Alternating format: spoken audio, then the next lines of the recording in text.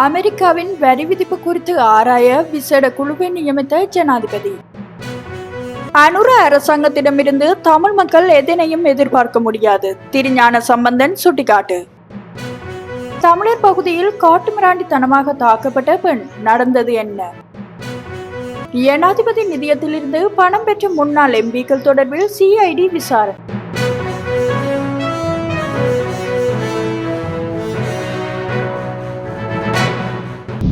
அமெரிக்க ஜனாதிபதி Donald Trump விதித்துள்ள புதிய பரஸ்பர வரியினால் ஏற்படக்கூடிய பிரச்சனைகள் குறித்து ஆழமான ஆய்வு மேற்கொண்டு அரசாங்கத்துக்கு பரிந்துரைகளை சமர்ப்பிக்க ஜனாதிபதி அனுரகுமார திசாநாயக்க குழு ஒன்றை நியமித்துள்ளார்.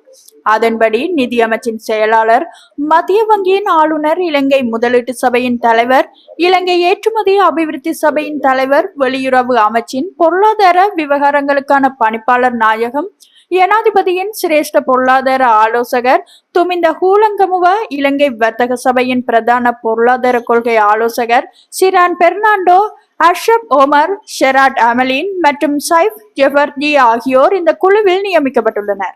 அமெரிக்க ஜனாதிபதி டொனால்ட் ட்ரம்ப் நிர்வாகத்தில் புதிய வரி கொள்கை இன்று முதல் நடைமுறைக்கு வந்துள்ள சூழலில் இலங்கைக்கு 44% வரி விதிப்பு இதில் இடம்பெற்றுள்ளது. இலங்கையின் ஆடைகள் ஏற்றுமதி செய்யப்படும் முக்கிய நாடாக அமெரிக்கா உள்ளது. இந்த வரி விதிப்பு நிச்சயம் ஆடை ஏற்றுமதி துறையில் பாரிய தாக்கத்தை செலுத்தும் என பொருளாதார நிபுணர்கள் தெரிவித்துள்ளனர்.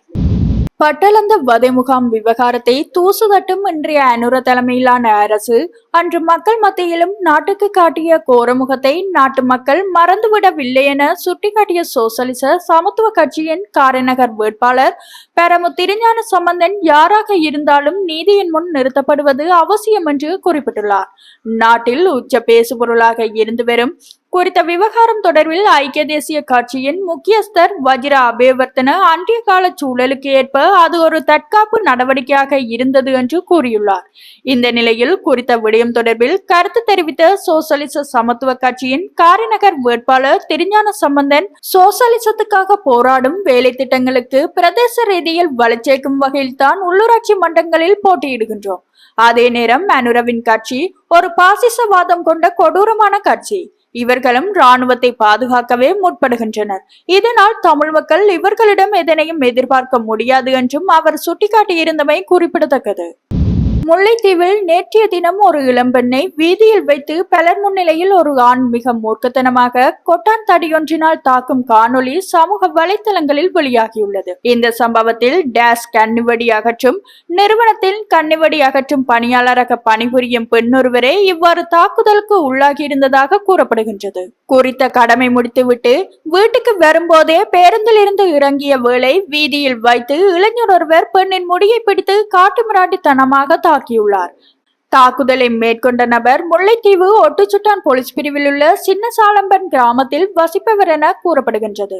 இந்த நிலையில் சம்பவம் தொடர்பில் போலீசார் உடனடி விசாரணைகளை மேற்கொள்வதோடு பெண்களுக்கு எதிரான அனைத்து வன்முறைகளும் ஒழிக்கப்பட வேண்டும் எனவும் சமூக ஆர்வலர்கள் கோரிக்கை விடுத்துள்ளனர்.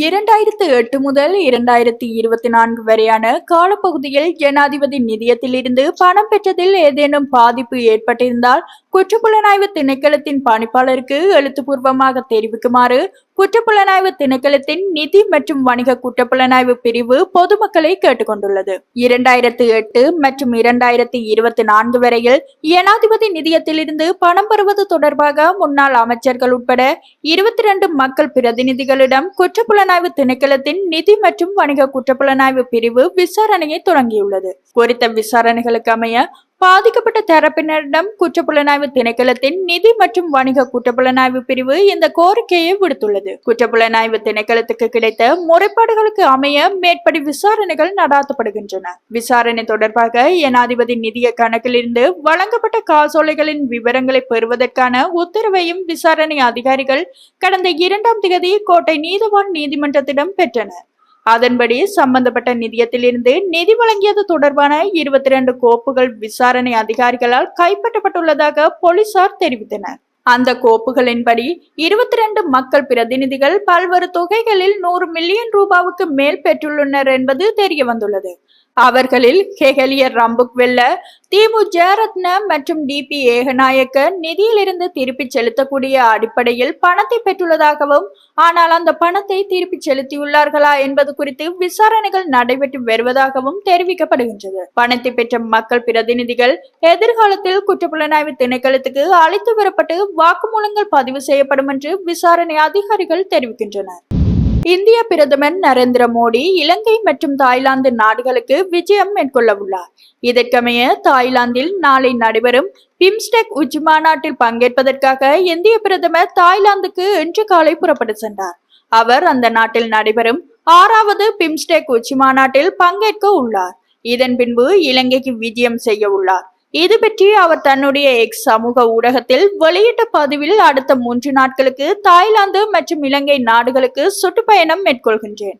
இந்த நாடுகள் மற்றும் பிம்ஸ்டெக் நாடுகளுடன் இந்தியாவின் ஒத்துழைப்பை மேம்படுத்தும் நோக்கில் பல்வேறு நிகழ்ச்சிகளில் கலந்து கொள்வதற்காக நான் பயணம் மேற்கொள்கின்றேன். பாங்காங்கில் பிரதமர் பேடாங்டம் சினவட்ராவை சந்தித்து இந்தியா மற்றும் தாய்லாந்து நட்புறவு பற்றி முழு அளவில் ஆலோசனை மேற்கொள்ள உள்ளேன். இதன் பின்னர் நாளை நடைபெறும் பிம்ஸ்டெக் உச்சி மாநாட்டில் பங்கேற்க உள்ளேன். தாய்லாந்தின் அரசர் மகா வஜிரலங்கோமையும் சந்திக்க உள்ளேன் என்று தெரிவித்துள்ளார். அவர் தொடர்ந்து வெளியிட்ட பதிவில், இலங்கைக்கான என்னுடைய பயணம் 4ஆம் திகதி முதல் 6ஆம் திகதி வரை அமையும். இந்தியாவுக்கு வருகை தந்த ஜனாதிபதி அனுரகுமார திசாநாயக்கவின் பயணம் வெற்றியடைந்ததன் தொடர்ச்சியாக என்னுடைய இந்த பயணம் அமைகின்றது. இந்தியா மற்றும் இலங்கை இடையேயான பன்முகத்தன்மை கொண்ட நட்புறவை பற்றி நாங்கள் மறு ஆய்வு செய்து ஒத்துழைப்புக்கான புதிய வழிகளை பற்றி ஆலோசனை மேற்கொள்வோம்.